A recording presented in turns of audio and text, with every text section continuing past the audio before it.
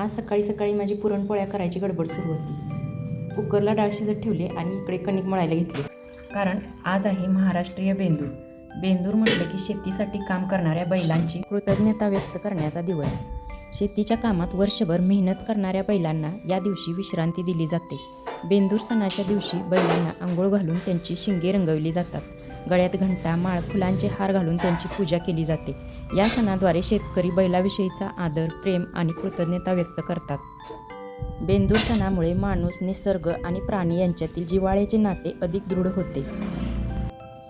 हा सण आपल्या कृषी संस्कृतीचे आणि परंपरेचे महत्त्व जपणारा सण म्हणून ओळखला जातो. या दिवशी बैलांची जशी पूजा केली जाते तसेच शेतीची सुद्धा पूजा केली जाते. शेतीला पुरणपोळीचा नैवेद्य दाखवून तोरण घातले जाते. तसेच घराच्या दाराला सुद्धा आंब्याच्या पानांचे तोरण करून लावले जाते.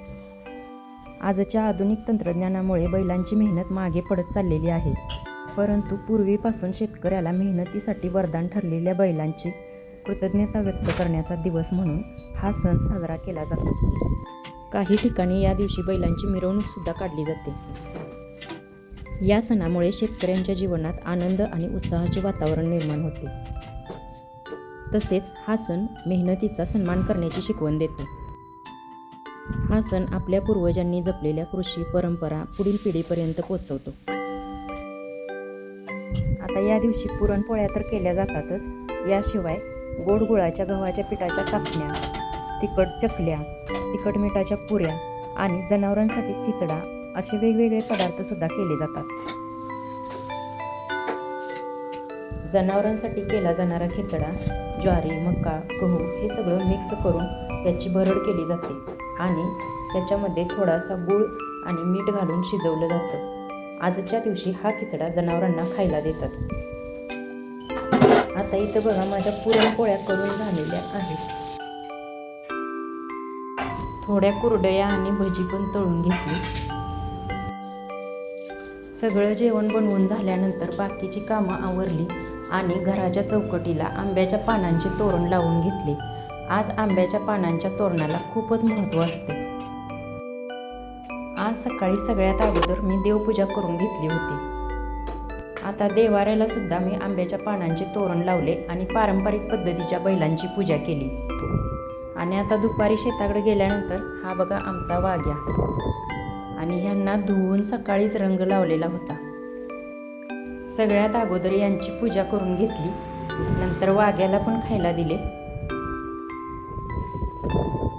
शेतातील घराला पण तोरण बांधले आणि मग शेताची पण पूजा करून घेतली.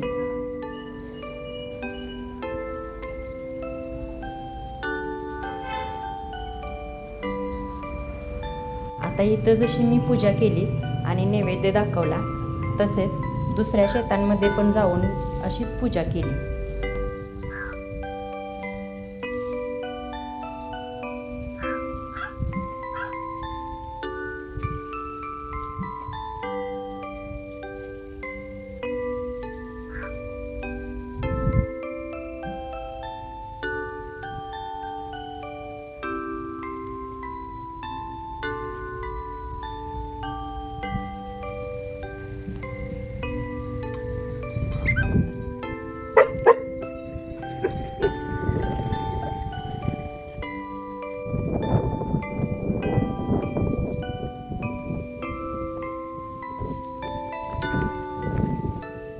घरगुती, साध्या, सोप्या आणि पारंपरिक पद्धतीने केलेल्या बेंदूर सणाचा हा व्हिडिओ आवडला तर चॅनलला लाईक करा आणि सबस्क्राईब करा.